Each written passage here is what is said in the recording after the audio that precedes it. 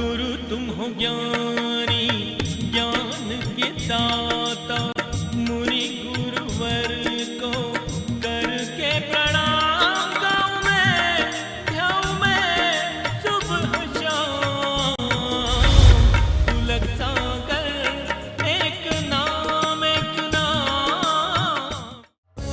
इस कार्यक्रम के प्रसारण पुण्यार्जक परिवार हैं श्री सुधाकर जी अग्रवाल, जितेंद्र कुमार सुधाकर जी अग्रवाल, ट्रस्टी जिन शरणम तीर्थ, संरक्षक पुलक मंच परिवार श्री रामपुर, सौभाग्यवती प्रिया जितेंद्र कुमार अग्रवाल, अध्यक्षा पुलक मंच परिवार श्री रामपुर, राष्ट्रीय शिक्षा मंत्री पुलक मंच परिवार, संयोजिका जिन शरणम छात्रावास, अध्यक्षा आचार्य शांति सागर पाठशाला श्री रामपुर, कुमारी समृद्धि चिरंजीव सार्थक अग्रवाल परिवार श्री रामपुर, जैन एग्रो इंडस्ट्रीज, निर्माता कॉटन सीड ऑयल और एग्रो उत्पाद, plot number A180, MIDC Shri Rampur, जिला अहमदनगर, महाराष्ट्र।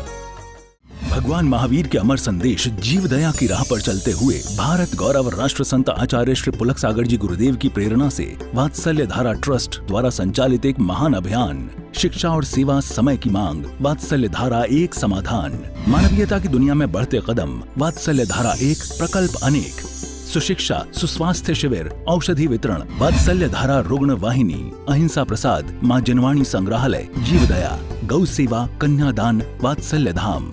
सामर्थ्य अनुसार सहयोग राशि प्रदान कर हमसे जुड़ें। बैंक खाता विवरण निम्नवत है, अथवा आप अपनी धनराशि दिए गए QR कोड को स्कैन करके हमें UPI द्वारा सीधे भेज सकते हैं। आपके द्वारा दिया गया दान आयकर की धारा 80G के अंतर्गत कर मुक्त है। पूछताछ हेतु संपर्क करें।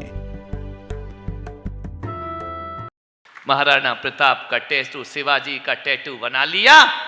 वो तुम्हारे घर में कोई आया लड़ने को, दरवाजे बंद करके माताएं बहनें बच्चों को घसीट कर अंदर ले गई। हमें क्या करना, पड़ोसी का है। आग लेकर हाथ में पगले जलाता है किसे, और जब ये बस्ती ना रहेगी तू कहां रह जाएगा। ध्यान रखना मान्यवर, पड़ोसी के घर में आग लगी तो दरवाजे बंद करके मत बैठ जाना। हवा का झोंका आएगा, तुम्हारा घर भी बचने वाला नहीं है। ध्यान रखना है, आपसे निवेदन है, आग्रह है मेरा आपसे, लोहे पुरुष बनाओ, बच्चियों को लोहे पुरुष बनाओ। आज एक बच्ची हमारी स्कूल जाती है, मां परेशान होती, 10 बार फोन करती, बेटा तूने खाना खा लिया, बेटा तू कहां है, बेटा क्या कर रही है। मालूम है, एक पत्नी अपने पति को दिन में 4 फोन लगाती है, खाना खाया कि नहीं, घर कब आओगे। ये मत सोचो कि वो पति के भोजन की चिंता कर रही है। माहौल ऐसा है, वो देखती है मेरा पति जिंदा है या नहीं है। ध्यान रखना है, वो बेटी से बार बार फोन करके पूछती है तो ये चाहती है मेरी बेटी सलामत है या नहीं है।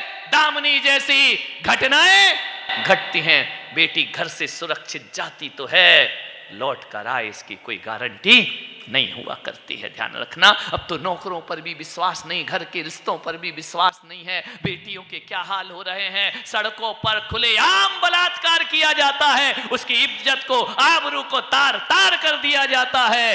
ये हमारे देश में हो रहा है। मान्यवर, विचार करिए आप, कौन है रावण। रावण वो नहीं है जिसने सीता माता को सौगंध खाई कि स्वेच्छा से मेरा वर्ण ना करे तो मैं उसको हाथ तक नहीं लगाऊंगा। ध्यान रखना है। और आज क्या हो रहा है मेरे भाई, देखिए सीता माता सुरक्षित लौट कर आई। ध्यान रखना, रावण की लंका में रहने के बाद भी उसकी साड़ी का एक एक धागा अग्नि से भी ज्यादा पवित्र हुआ करता है। ध्यान रखिए, हमारे यहाँ के राक्षसों में भी वह मानवीय वृत्ति मौजूद थी, आज मानव में राक्षसी वृत्ति आ गई है। ध्यान रखना, बेटियां सुरक्षित नहीं हैं। कब कौन से गाड़ी में बम पटक दिया जाए, धमाका हो जाए, जीवन समाप्त हो जाए। आदमी जाता तो शान से है लेकिन लौट कर आए, इसकी कोई गारंटी। कैसा माहौल बना दिया हमारे देश का। हमारी बेटियों को बरगला के फुसला के उनका धर्म बदल दिया जाता है, शादी करके उनका शोषण किया जाता है। मान्यवर, धर्मांतरण हो रहा है, लोगों की आस्थाएं छीनी जा रही हैं। कैसे देश हमारा मजबूती के साथ आगे बढ़ेगा। आपसे निवेदन है, क्रिकेट के बल्ले से देश नहीं जीते जाते मेरे भाई, जीवन का बलिदान करो तब देश मजबूत हुआ करता है। क्या देश की नीतियां हैं, कुछ समझ नहीं आती मुझे। एक क्रिकेट के बल्ले से देश जीत ले तो 80-80 लाख, 1-10 करोड़ की गाड़ियां, बंगले सब दिए जाते हैं उसे, बड़ी सुविधाएं, जैसे बहुत बड़ा काम कर लिया हो। विचार करिए, खेलने वालों को कितना पुरस्कार, कितना पैसा, महंगी महंगी कारें दी जाती हैं, बंगले दिए जाते हैं, स्वर्ण पदक दिया जाता है। और जो मेरा सैनिक सीमा पे बलिदान होता है उसके घर की खबर नहीं ली जाती है इस देश में। कौन है असली भारत रत्न पाने का अधिकारी? वो जो बर्फीली घाटियों में जब तुम यहां बैठ करके कंबल और शाल ओढ़ करके बैठे हो अग्नि के सामने, वो हिमालय की चोटियों पर ध्यान रखना, बर्फीली शिलाओं पर पड़ा हुआ है देश की रक्षा के लिए। मान्यवर, उनके लिए कुछ नहीं, 2 शब्द आते हैं बस, एक तिरंगा में लपेट के संस्कार हो जाता है, खत्म हो गया। मान्यवर, उनके लिए होना चाहिए। खेल कूदों के लिए लाखों करोड़ों खर्च हो रहे हैं इस देश में, क्या होता है उससे? स्वाभिमान जगता है। स्वाभिमान तो सैनिकों से जगा करता है। मान्यवर, ध्यान रखना, जो लड़ रहे हैं हमारे लिए। यदि सीमा पर सैनिक नहीं जगेगा तो देश रात को चैन की नींद नहीं सो पाएगा। ध्यान रखना, आपसे निवेदन करता हूं, आग्रह है आपसे, ईमानदारी से काम करो। देश को आगे बढ़ाना है, मजबूती लाना है।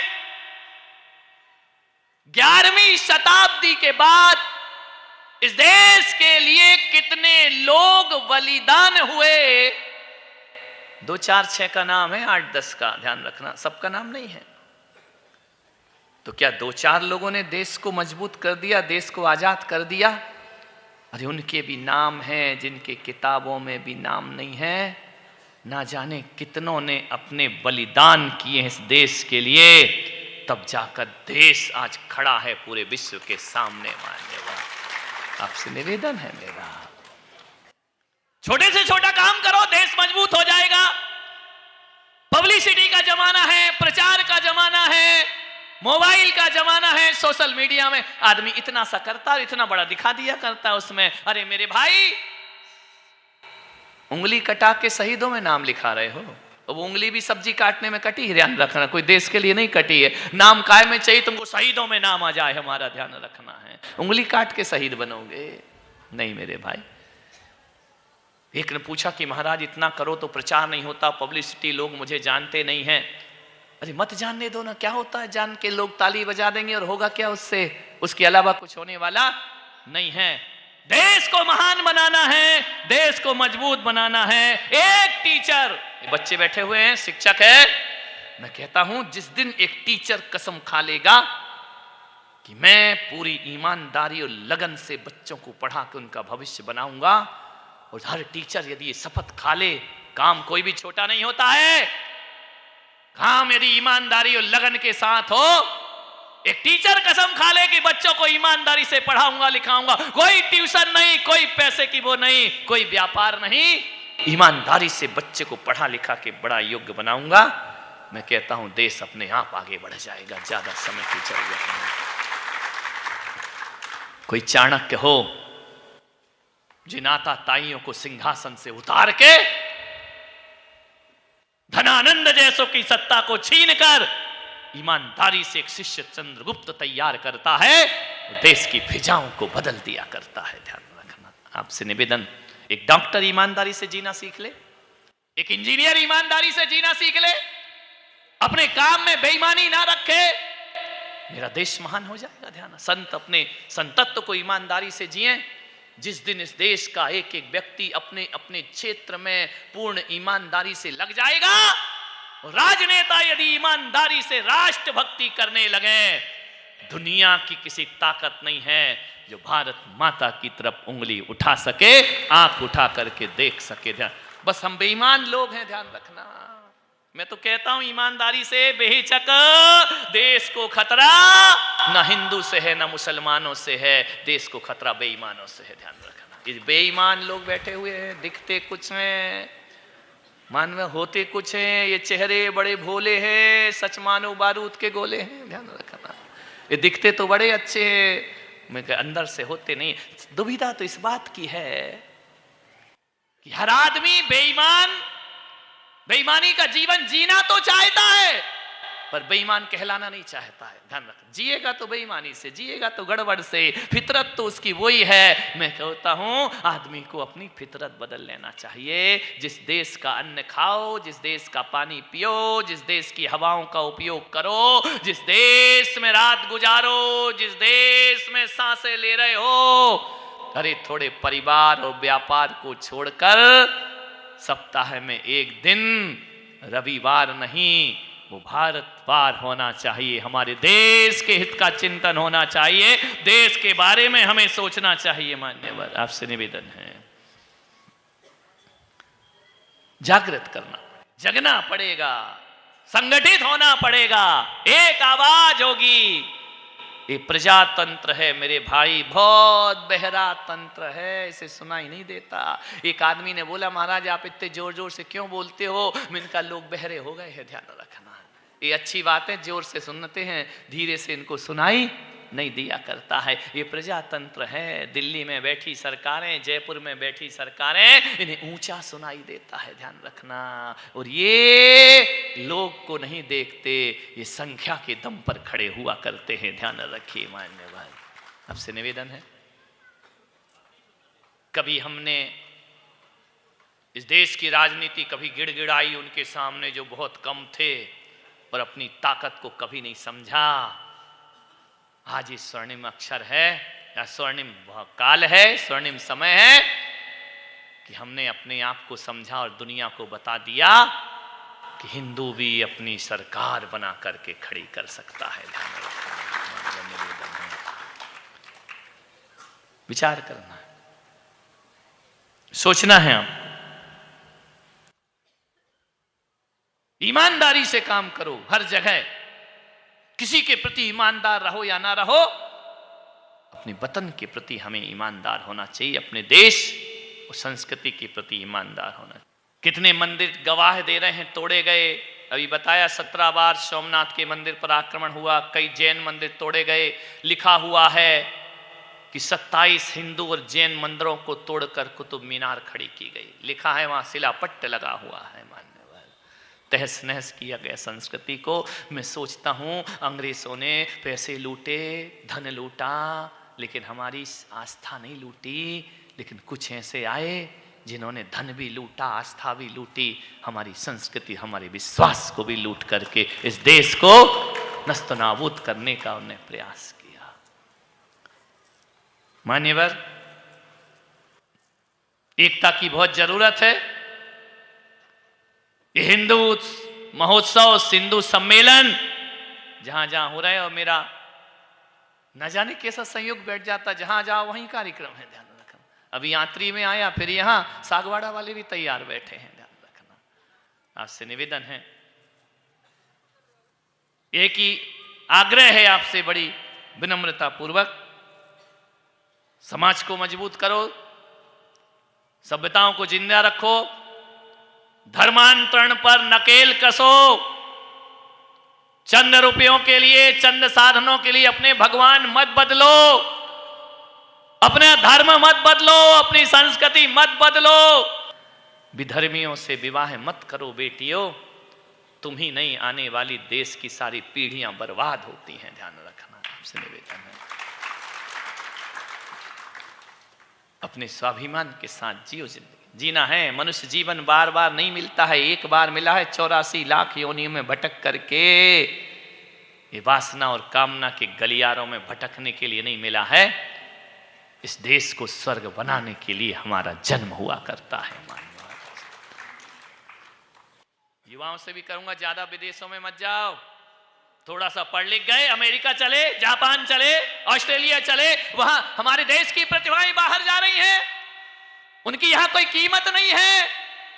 नहीं, ये जितना भी अमीर का अंतरिक्ष में यहाँ वहां पहुंच रहा है सब अपना देश के लोग बैठे हुए हैं, ध्यान रखना। कुछ नहीं, उनके पास दिमाग थोड़ी है, उनके पास पैसा है। और भारत के पास दिमाग हुआ करता है, ध्यान रखना। भारत के पास प्रतिभा है, विदेश की ओर आकर्षित हो रहे हैं, वही संस्कृति हमारे अंदर लाने का प्रयास कर रहे हैं।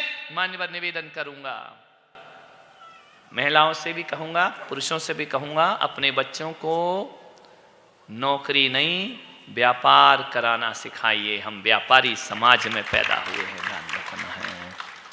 देश गिर रहा है, इसको उठाइए। देश गिर रहा है, इसको उठाइए।